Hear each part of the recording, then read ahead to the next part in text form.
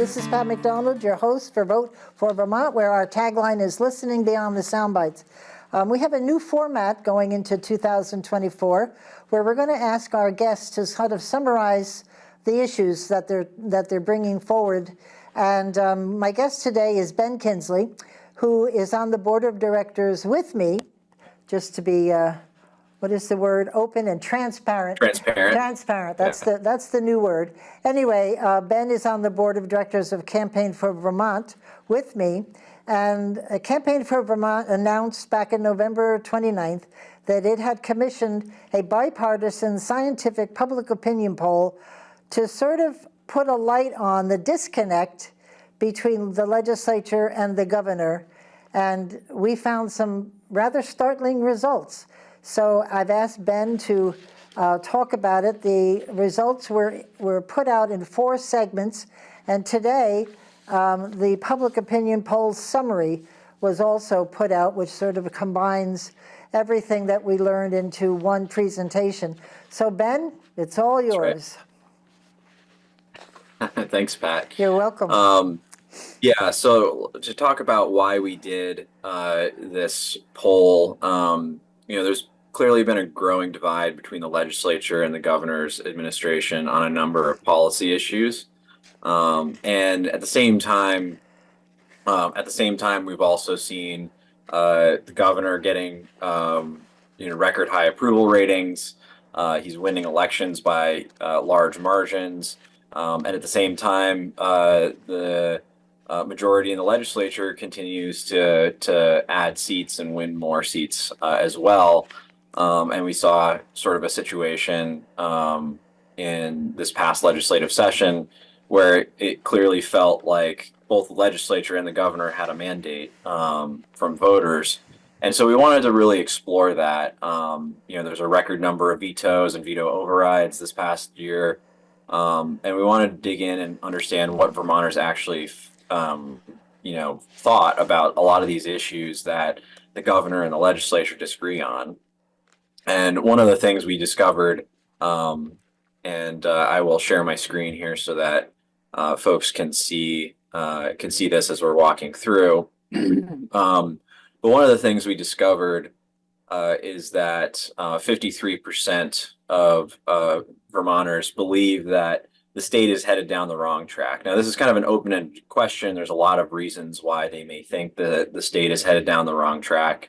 But the majority of folks do feel like the state is not progressing in a direction that they are in agreement with. So that was interesting. And normally when you see that sort of, numbers like these, usually people would point to the chief executive and the administration as, the reason for that.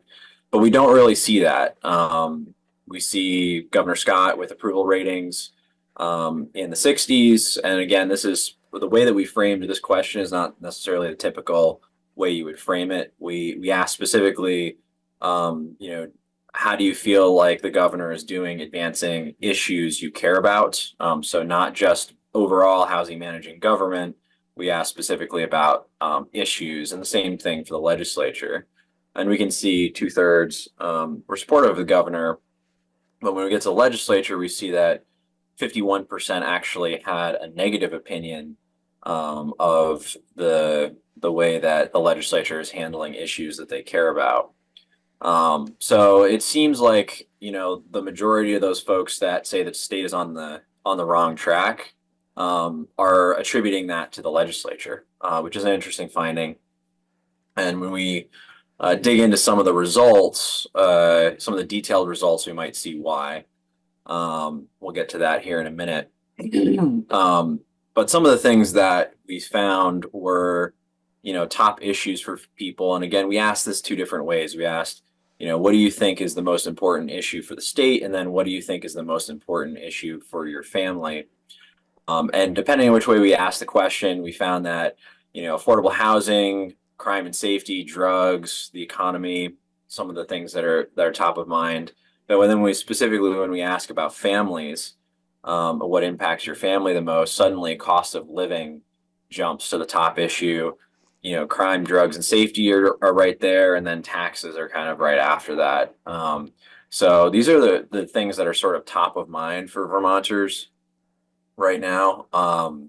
And it is interesting to us how much the public safety aspect really came to the forefront. That's something I think that's new in Vermont that we really haven't seen before. But it's something that the legislature and the governor should take note of, that's something that's now top of mind for folks. Another thing that we found, we asked about a number of specific responsibilities of state and local government.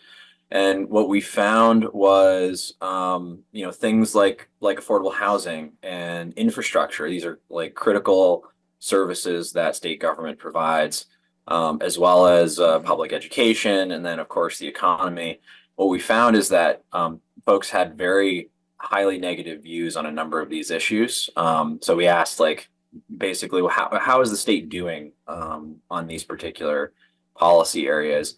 And 92% of Vermonters said that the state is failing in terms of generating affordable housing for folks. 92%, nearly universal. And then 73% had a negative opinion of the infrastructure in Vermont.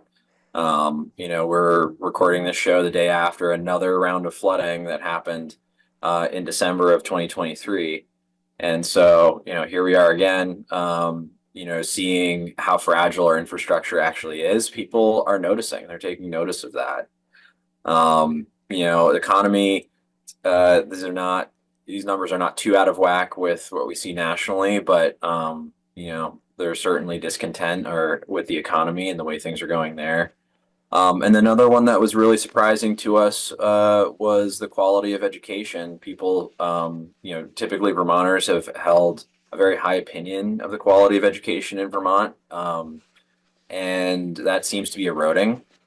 Particularly seems to be eroding among families that have children, which is perhaps a leading indicator that these numbers will continue to slip. Maybe families with kids know something that we don't. So, that was interesting to us as well, and spells sets up some budget conflicts for school boards as we start seeing numbers like an 18% increase in property taxes. It's really hard to justify that when people have this perception that perhaps the quality is not what it used to be.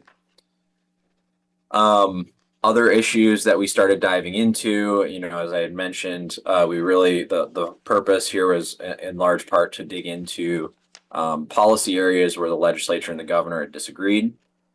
And we found that, to be the case, particularly around climate change and the climate change policies. If you'll remember, there was the clean heat standard that the legislature passed this year that the governor vetoed, and then the legislature overrode that veto. So we asked folks, what they thought about this Paris Climate Accord target that the state has signed on to, which basically targets being carbon neutral by 2050. It's a fairly aggressive target, but we wanted to put something specific in front of people. If we'd gone with something more generic, like, do you support efforts to reduce carbon, or, what have you, we might have even seen higher numbers than this, but, that Paris Climate Accord target is the one that most people are trying to shoot for. And we found that there was 2/3 support for it. People actually really do get behind this. They think it's the right thing to do to get to carbon neutral by 2050. But then you start asking folks how much they're willing to pay to support those goals, particularly in terms of tax or fees, from the state. And half right off the bat are not willing to pay anything to support reaching those carbon reduction targets. And then the vast majority that are willing to pay something through taxes, increased taxes or fees, the vast majority are not willing to pay more than $100 a year. Now, that's a very small number. That comes out to about 25 million a year in state tax revenues, which is much smaller than what the legislature has been talking about in terms of some of these programs. We did, of course, ask about specific policy topics, and what we found, such as the clean heat standard. So we see that, we see that here. 2/3 are opposed to that specific policy. 52% are strongly opposed to it. We see very similar things when we look at a potential carbon tax on gasoline and diesel fuel, which is something that the legislature's climate council is exploring right now, is how they might structure something like that. Off the bat, 72% or 71%, excuse me, are opposed to it. Almost 60% are strongly opposed to it. That's really important to point out here is that we asked folks whether or not the state should be focusing our efforts, our climate change efforts, on carbon reduction or mitigating the impacts of climate change. So things like infrastructure to prevent flooding, making our communities more resilient, and then also focusing on ecological issues here at home. And the vast majority of people thought we should be focusing more locally on mitigating the impacts of climate change. 72% to 12% were agreed with that approach, and this is a very different approach than what the legislature is taking right now. So that's important to point out. There were obviously some other things that we asked about. For example, we asked folks how safe they felt in their communities, and what we found is that almost a third of respondents felt like they were unsafe in their community. This certainly is a change from years past, where Vermont has been ranked as one of the safest states in the country, and people feel that, very safe in their community. We see that starting to change. Again, this is something that the governor and the legislature should probably take note of. We also asked about the legislature's attempt to increase their own salaries by 100% and create a new benefits package. Is pretty generous and sort of mirrors what state employees get. And 3/4 of respondents were opposed to that, and 2/3 were strongly opposed to that and said that it would make them much less likely to vote for a candidate that had tried to give themselves this sort of salary and benefits increase. So that, are a couple issues there where the governor had either vetoed or threatened to veto particular policy priority that the legislature had advanced, and people are agreeing with the governor's position on that. Another one that was sort of interesting was the payroll tax increase, or actually just a brand new payroll tax that the legislature created last year to pay for childcare services. And this is complicated, so it's hard to get all of this across in a survey question. But essentially, that new tax paid for increasing the salary cap on those subsidies, so it goes up to 575% of the federal poverty level, which for a family of four is $170,000 a year. So really, what this was doing is expanding those subsidies into middle and upper middle class families. And over 50% of respondents were opposed to that strategy, at least in the way that we framed the question. So that's important to note as well. That was another big policy priority the legislature has been pushing for a number of years. Finally got it passed this past year. And again, was kind of out of step with what the governor was looking for, and voters seemed to support the governor in that position. And finally, this is the one thing that we asked about that was totally not on the table at all. This was just a hypothetical policy, and to see that we asked about to see what people would think of it. And it's really a cap on state spending that changes with the rate of inflation and population growth. There's sort of a formula you can set around this. This is something that Colorado did back in the 90s. It seems to be pretty popular there. But basically, if the legislature wants to increase spending faster than some of those underlying economic factors like inflation or population growth or GDP or what have you, then they actually have to take that to voters to get approval. sort of like we have to do with school budgets. But it wouldn't be every single time. It would just be like, oh, GDP only grew by 5% and the legislature wants to spend at 6% increase. They have to go to voters to get approval for that. So those are the range of issues that we covered. I think the broad takeaway here is that, more often than not, in some of these key policy differences between the governor and the legislature, Vermonters side with the governor. And I think, I think that it would be, if I were a legislator looking at these results, I would say to myself, we probably need to work more closely with the governor on some of these key issues, and also potentially focus on some issues that Vermonters are saying are important to them, like cost of living and affordable housing. They've done some things there, but they could do more. And the new one really is public safety. What can we do there to make people feel more safe in their communities? So those are kind of the big high-level takeaways, Pat. That's great, Ben. Thank you very much. This is an amazing overview. I have so many questions we really appreciate this work. And I hope people will go to campaignforvermont.org and look at all the details there. I've got pages and pages in front of me, and it's all fascinating. And as we said, some surprises. Definitely some surprises. Yeah, for sure. What Ben said about working together would be a great thing to see. Bipartisan is not a bad word. It actually works in the long run because you get something that everybody agrees on. So thank you, Ben Kinsley from Campaign for Vermont.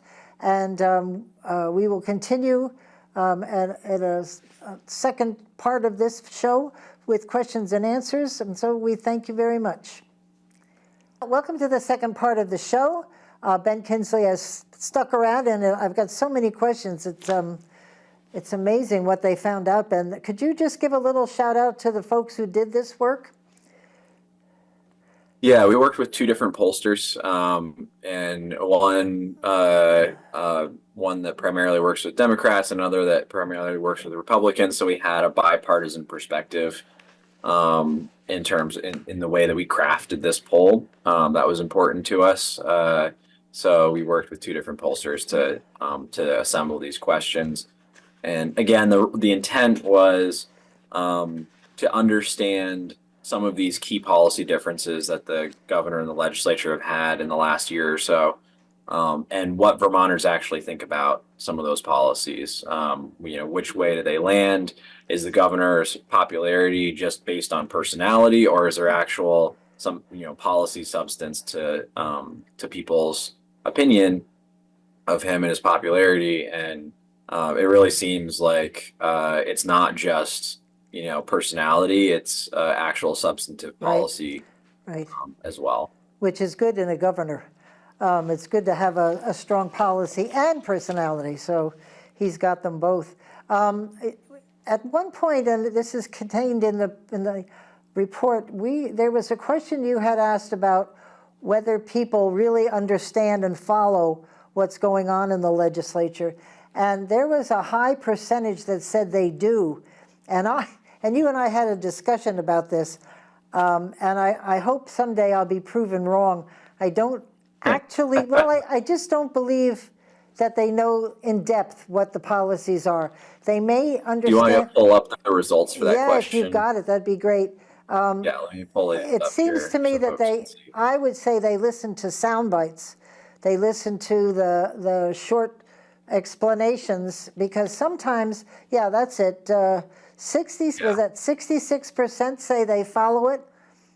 If I thought for a minute that was true, and that people truly understood the details of the bill and what that meant to them, and they voted yes, and if I voted no, I would feel okay with that people in Vermont want this bill, whatever it is. But I honestly don't think once you get past the soundbite that people really understand. What do you think? Am I wrong? Yeah, so I think what we see here, and this is sort of important to understand, is that there's about a quarter of people that say they follow very closely, and then about a quarter of people that say that they're interested but get distracted by other things. And then you have kind of this, the remaining 50% somewhere in the middle, either not following very closely, or following somewhat closely. And my guess is that this 40% here that follow somewhat closely are probably in the camp of what you're describing, of Right. like, um, they're following, they're paying attention to headlines, Right. they may read a couple things on social media. But in terms of like, if you start asking them questions about, specific policy Right. initiatives that are legislature or what have you, they probably don't have a ton of detail on some of those things. So they're somewhat paying attention, perhaps, but um, maybe don't have those policy details, the finer points of the things being debated at their fingertips.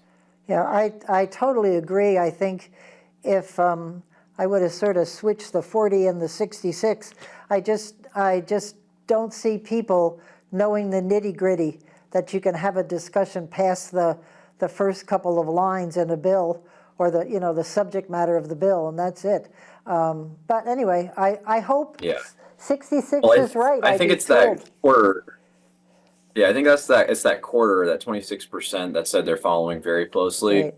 Um, Still maybe don't have the nitty gritty, but they can at least explain what's happening to Right. you, perhaps. Well, And because that I sort of, we talked about S5, which was a huge bill that impacted energy, heating, fossil fuel, and people in the hundreds, I guess, wrote to their legislators and said, "Don't vote, vote no." And I heard from the people in the Sergeant at Arms office, they had gotten so many phone calls, but we voted it in anyway. So there was they want to do stuff, but maybe this will help them, because people may understand the importance of it, but they don't want to pay for it, or they don't right. want to see their gasoline go up sky high, et cetera. Well, and I think it also depends on, like, is there an issue that you care about, that you're personally invested in, things like that. And I think some of the differences we saw here is that um, Republican men and independent men in general said they were paying closer attention than the average person. So closer to three quarters versus two thirds. And then also people over 55 were more like 70% Right. of which said they were following closely. So people that tend to be a little older, perhaps, and perhaps either, uh, potentially more conservative, are think they're paying closer attention Right. than the average person does. Right. Those are kind of the only really standout groups, other than, again, and this could be influenced by some of those age demographics, but Rutland County residents and Bennington County residents claim to be paying more attention, again, than average. So, we see some differences along some of those demographic breakdowns, but we didn't really see any change regardless of income or education level Huh. or children in household. Those are pretty much all uniform. Interesting. That reminds me, could you, if people look at this, and could you explain them how they broke the market down, how they lumped people and towns together? Because I asked a question about that and was particularly surprised about the Yeah. Burlington market. That's important to know. Yeah, because like some of the one of the challenges with polling at any time is when you get past the 10. This is a 400-person survey, so this is not a small poll. Like, this is pretty strong sample size. It's got a margin of error of 4.9%. But the problem you have is when you start getting into some of those smaller subsets of the response group, your margin of error starts increasing pretty rapidly. So, like, one of the reasons we didn't break it down like by county, for example, is that the margin of error at the county level, particularly for some of the smaller counties, is very high. So, like, it's not a meaningful breakdown. So instead, the pollsters broke it down with like the four largest counties. So that's Chittenden, Rutland, Washington, Windsor. Those are the four biggest counties. Generally, there's enough population in those counties and respondents in the poll sample to get some meaningful insights from those groups. And then the rest of them are broken down by media market. So we have the Albany media market, the Boston media market, and then the Burlington media market outside of those four counties that we listed, which is basically the whole rest of northern Vermont. That's like Addison, Franklin, Lamoille County, Caledonia, Essex, Orleans, like all of that whole Right. northern section of the state. But if people wanted to see a breakdown, and you'd be able to provide that, wouldn't you? If somebody was truly interested in St. Albans or something. We could, but it wouldn't give meaningful data because the sample size would be too small. Oh, okay, I see. Yeah, that makes sense. That makes sense. So I am when I was reading this, the climate change reaction really made me feel good, because I just kept saying no, but I really understand and the importance of climate change, and that's what people are saying. They support climate change, but they don't want to spend a lot of money. And I think because Vermont is so tiny that it could spend whatever money and wouldn't change that meter one bit. We're so tiny, right? I mean, so we should spend money on what makes sense for Vermont. Yeah, let's look at those numbers again real quick, because I think there's something I sort of glazed over earlier that is sort of meaningful and we're really digging into this. So here's that number again, about the Paris Climate Accord. Again, this is that 2050 carbon neutral target. 2/3 of Vermonters said that they supported that goal of getting to carbon neutral by 2050. One of the things we see here, and this is pretty much consistent throughout all of these sort of specific policy questions, is that the independents are the ones driving the response rate here. So you see, like, Republicans are pretty opposed to this. Excuse me, pretty opposed to this. Democrats are very in favor of this, but the independents break 2/3 in favor of the Democrats when you start talking about these climate change goals. Like, what are we trying to do here? What's the responsible thing to do for our state and our environment?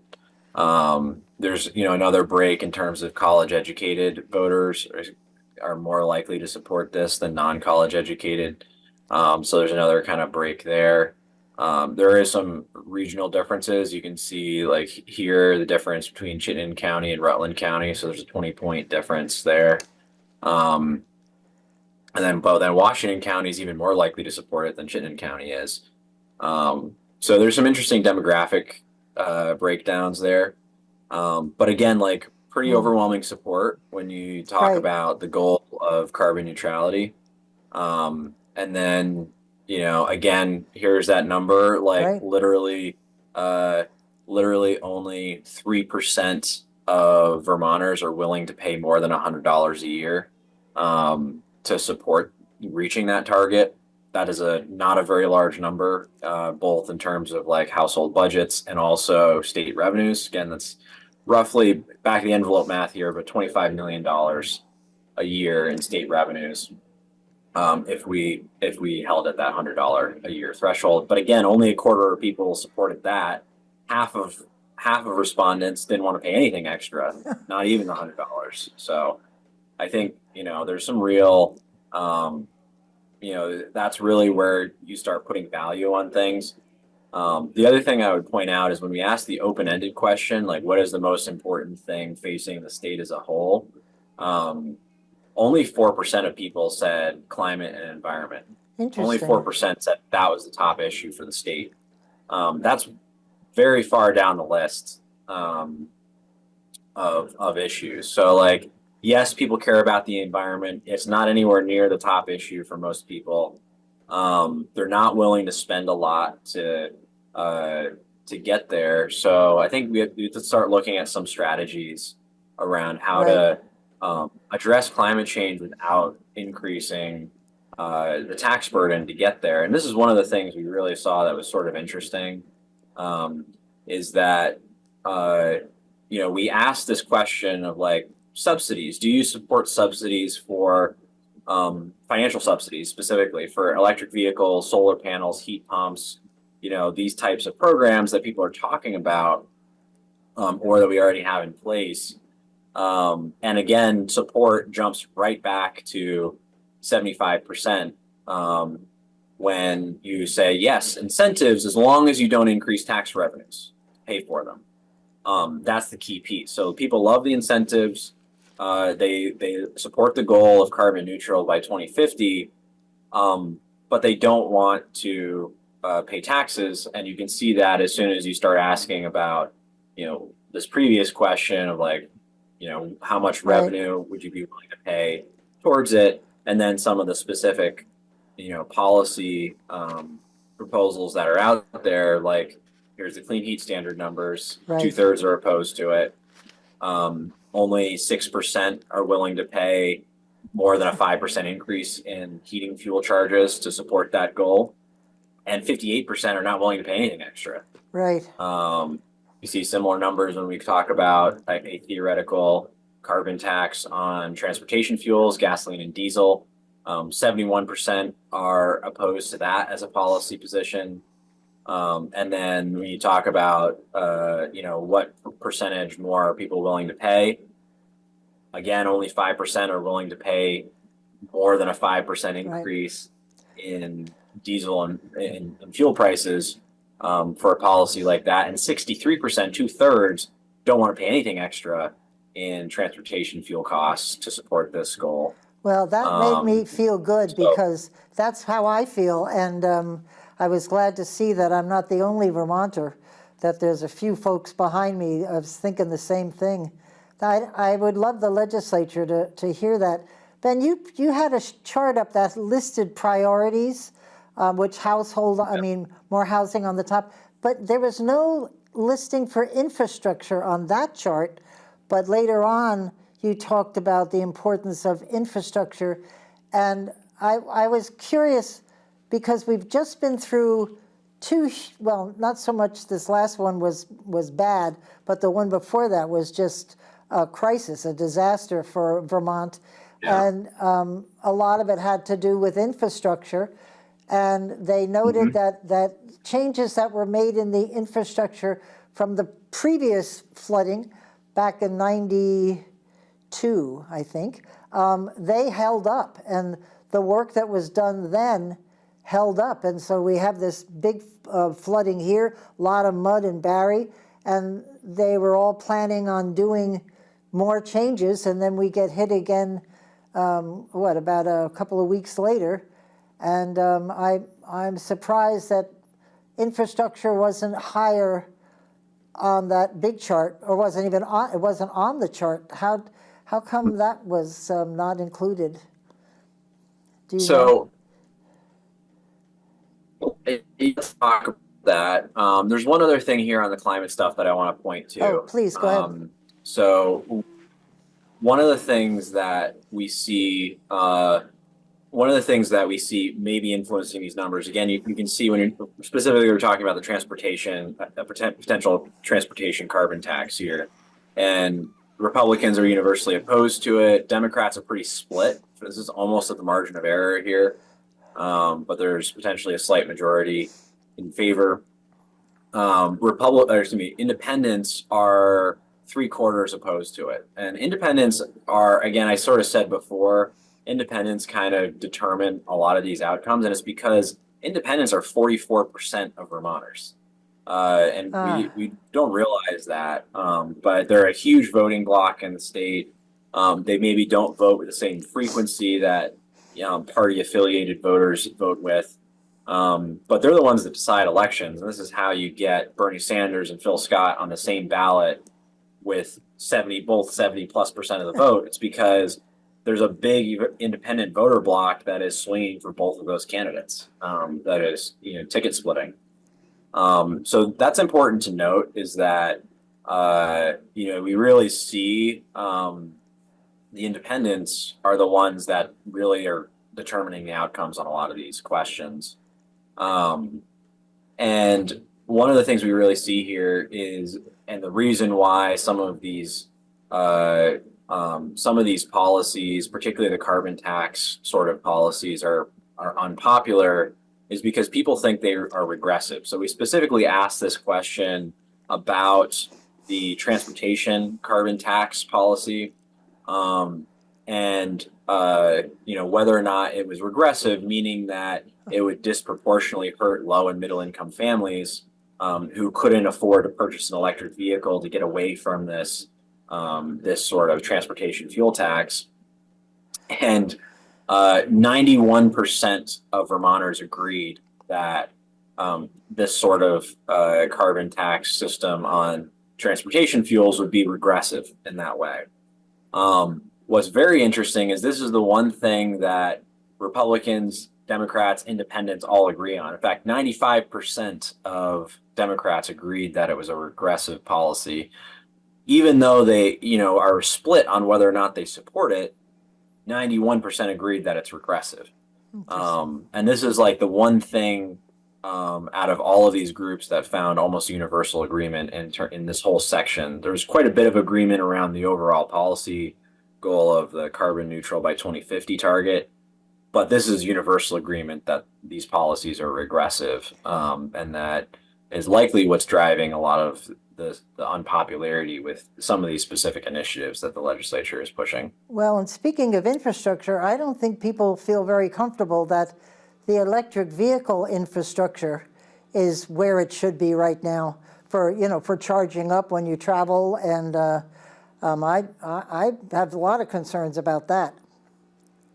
Yeah, I think kind of where a lot of people end up landing, if you're a two car household, having one electric vehicle and one gas or hybrid vehicle probably makes the most sense, and you can use the gas vehicle when you're driving longer distances. But just commuting to work, electric vehicles make a lot of sense. Their operating costs are low, their maintenance costs are low, and you're charging it up at home. So you're not going to a charging station typically, and this is your commuting vehicle. The problems you run into are when you do travel beyond 200 or 300 miles, and you do have to use a fast charger, and the availability of fast chargers are not what we want it to be. Right. That's where we start running into problems, right? Yep, So a plug-in hybrid situation where you get 50 miles of range or something like that, that's enough to get your commute in for most people. And then you still have a gasoline engine that can kick in to give you that extra several hundred miles of range if you need it, or if you have a whole separate vehicle that you can use for things like that. That makes sense to me, and I also would be interested in a hybrid. I just like that backup plan. When you're traveling, which we do, you've got to build in charging time, and that just doesn't make sense to me. But there you go. Doesn't always work for people. No. So back to the infrastructure. I asked how come that wasn't on that list, or is it there in some other form? Yeah, and this is interesting. I think one of the reasons we see things like affordable housing at the top of the list for issues facing the state is, when people are posed this question, you're trying to think of okay, what are the things that I think are, important to the state as a whole? And I think what a lot of people end up drawing from is news coverage that they've seen. Right. So there's been a lot of news coverage about affordable housing. There's been a lot of news coverage about crime and safety. And so those are the sort of things that top people's list, because they're the ones that okay, what are people talking about? Oh, they're talking about affordable housing. But then you ask specifically, so that got 21% in this open-ended issue question. But then you ask, what's impacting your family the most? And affordable housing drops to 7%, way down the list. Mm-hmm. So you see this go from number one, depending on how you ask the question, to number 6 maybe when you ask about individual families, and suddenly cost of living is number one. Whereas if you ask it the other way, cost of living is at 8%. Right. So right. I think it's context, it's frame of reference for people. So in this thing, what is interesting, the way that what persisted across the two ways we asked this question is the public safety aspect. So people are thinking about public safety is still like a top issue, regardless of whether we're talking about it at the state or for me personally. Uh, People are feeling more unsafe than they've felt in a long time potentially in Vermont, and that's certainly true. We see that even have a more outsized impact in like Chittenden and Rutland counties, for example. Those two areas of the state Right. feel even more insecure than the average Vermonter does. Yep. So I think uh, the reason that this is not particularly resonating with people is because when you ask it in open-ended ways, because there's not been much news coverage about it. Nope. And then if you're one of those people who are impacted by the flooding that we saw this past summer, you're not necessarily thinking about this as a infrastructure issue until it's framed that way. So if I we go see. back to the way that the infrastructure issue was framed, Right. we said specifically when it comes to everything that is going on with threats to the environment, climate change, carbon reduction efforts that are part of the Paris Climate Accord goals, which do you think is the bigger priority? Is it pursuing carbon reduction to hit the 2050 carbon neutral target, or is it addressing the local effects of climate change by investing in things like flood prevention, specifically said flood prevention, preserving our natural environment, so local environmental issues, and habitats, and maintaining clear air and water. So basically, it's not just flood mitigation, although we specifically mentioned that. It's also taking care of our local environments like our lakes, our streams, our forests, our wetlands, all of those sorts of things. Should that be a bigger priority than cutting carbon to hit this 2050 carbon neutral target? And 71% said, yes, that should be the bigger priority. So when you frame it in this context, it prompts all of those people who maybe weren't thinking about infrastructure in the context of flooding. It gets people into that mindset and like, Right. oh yeah, flooding is an impact of climate change. Is one of the things that we are seeing as a result of climate change. Maybe what we should do is, instead of investing in trying to cut carbon, and the problem with cutting carbon is that it's also, Vermont could go to zero tomorrow and we still would have storms like we just had this past summer and Right. just 2 days ago. Right. We would still have those storms. That is the problem, because just because we get to zero doesn't mean everyone else, like China, Russia, India, Africa, doesn't mean that they got to zero. And so, we could have spent all this money investing in reducing our carbon footprint and still have these catastrophic floods. And we no longer have the resources to deal with them because we spent them all on carbon reduction. Yep. So I think that resonates with people, clearly resonates with people, because, we're seeing the impacts of climate change now. And quite honestly, it might be too late to stop it. So, we should, I think what people are saying here is that we should start shifting our focus towards protecting ourselves against the impacts of climate change, as opposed to trying to stop it altogether.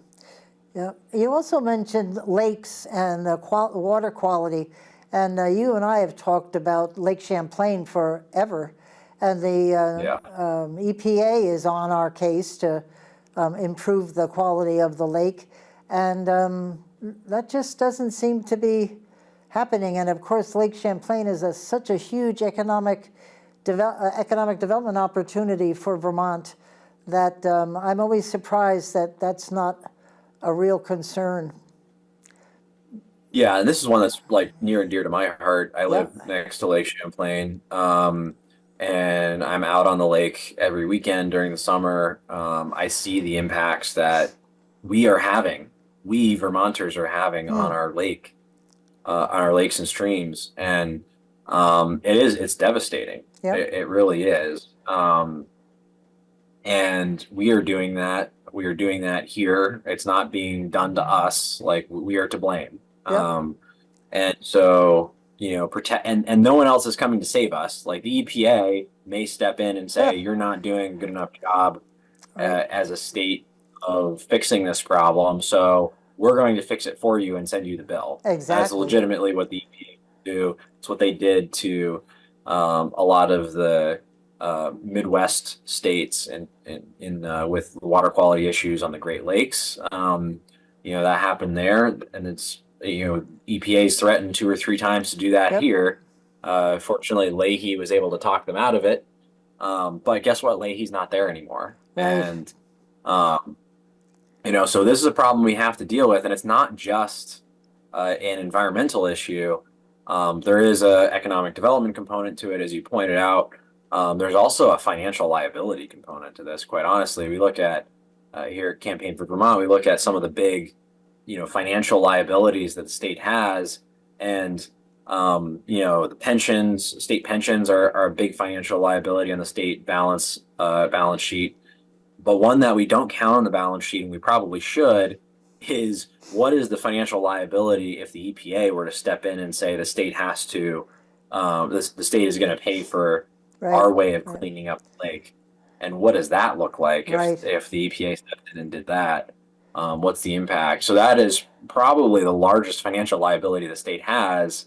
We just don't count it. Yeah, they don't talk about that. Yep, they don't talk about that, you and I have talked about it publicly, because it's going to be a whopper of a bill, because they're just going to fix it no matter how much it costs. We're talking hundreds of millions, if not billions of dollars. Exactly. It's amazing. There's a lot of problems here that need to be addressed, and I think this poll really highlights a lot of them. The one I'm not sure how impactful it is, public safety. How much do you think, you turn on the TV and, seriously, the media, that's all it talks about. We could give the date of today, and today there was some couple of horrible things that happened, one in Florida and elsewhere. It's scary, and of course we've had a few things happen here in Vermont that are pretty unnerving, in Burlington and Rutland, as you've said, and they have stopped talking about the opioid crisis. We just did a show here on it to bring it back to the fore, because they talked about it constantly before COVID. Then COVID happened and you never heard about it. And I would guess that it's gotten worse. Didn't go anywhere. No, it's gotten worse. People are depressed in COVID, and people lost their jobs. That doesn't help the opioid crisis.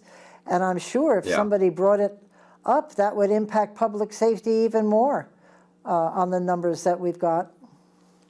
Yeah, I think what a lot of people are looking at is like the number of violent crimes that are happening. Right. I live in the south end of Burlington, and it started out with bike thefts, and the police force was reduced and stopped patrolling at night, and then there's this crime spree of porch pirates, people stealing packages off the porches, stealing bikes and other sort of things out of people's yards, and the police were really unable to respond because of some of the staffing cuts. They were responding to other things, and so now, like, you go to submit like a petty theft report in Burlington, they send you a form to fill out for insurance. They don't send an officer. They don't even bother, right? Here's a form, fill this out. We'll give you the paperwork you need to go file an insurance claim. Like, that's literally what they're doing now.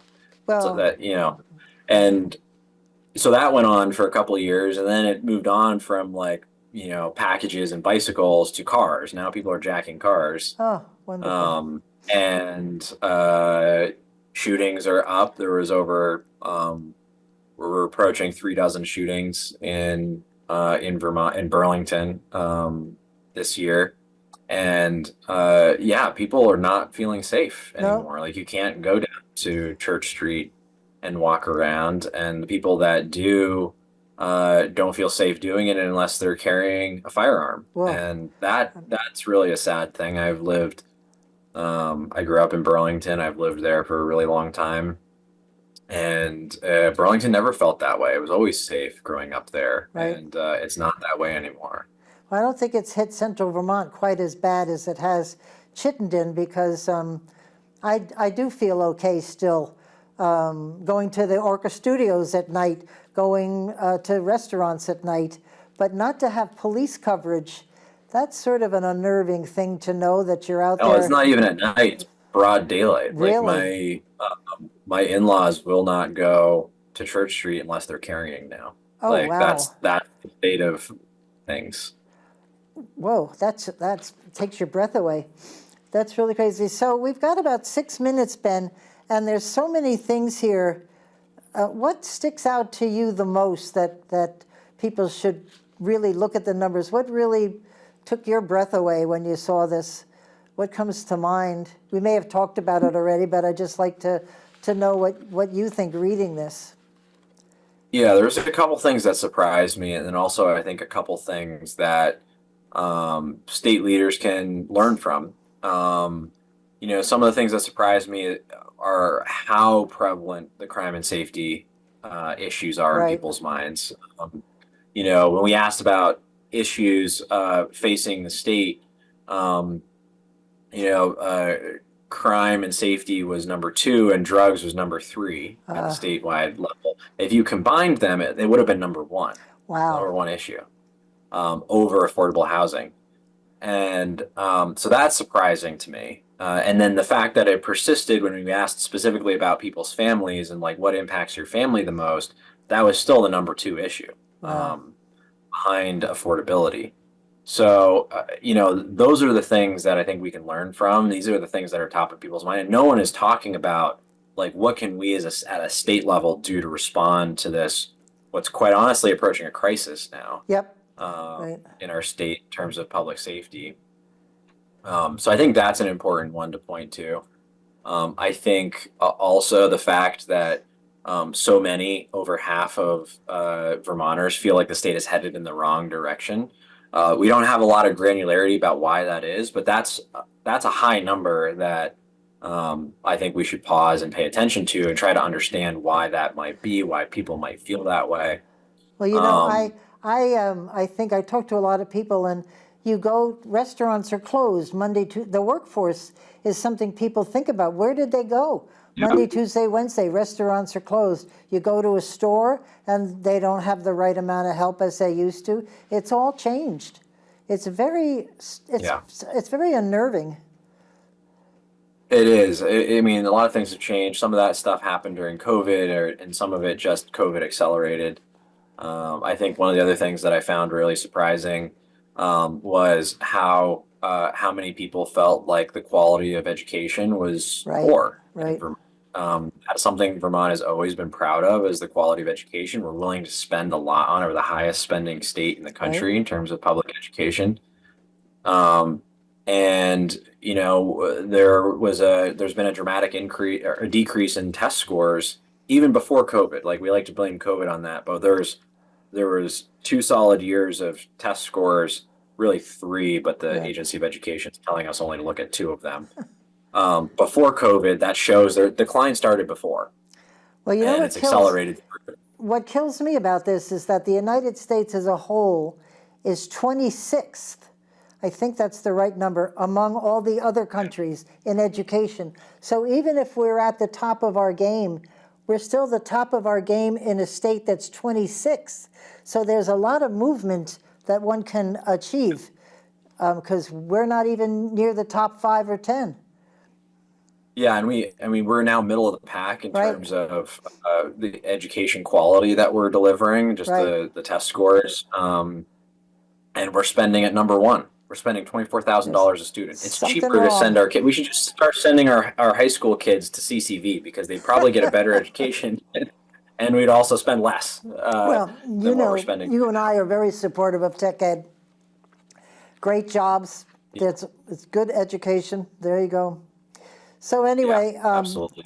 I really thank you. The child care concerns. We've passed a bill, didn't we, that kind of helped child care last year? Financially, but the bill they passed was not all that popular, to be honest. Really? Because what it did, and again, this is a large, complicated issue. We specifically focused on the new tax revenues that the legislature was collecting and what those tax revenues are being used for. There's a lot of different things you could do in the child care space that people probably are supportive of.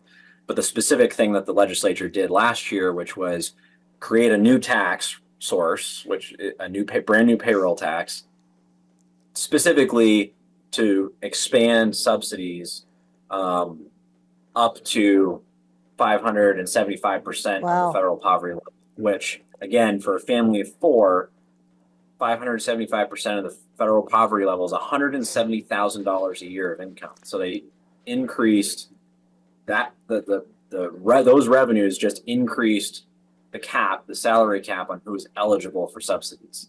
That specifically was not popular, but there's other things you could do in that space, like increase the subsidies for the lowest income people. That probably would be more popular, especially if there weren't new tax revenues associated with it.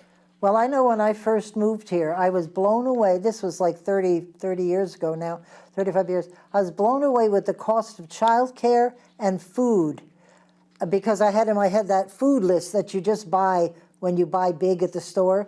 And when I got to the checkout and they told me how much it was, I just went, whoa, what is that? Because I'm not used to spending that much. And childcare was out of sight. So we're running out of time. Mr. Kinsley, I really thank you for all your work on this. You really know the numbers, and that's a good thing. And you've gotten a lot of attention, so we need to let people pay attention, because, you know, that number of 66% that said they paid attention, I hope they pay attention to this. Thank you all for tuning in. This is Pat McDonald, your host for Vote for Vermont, where our tagline is listening beyond the sound bites.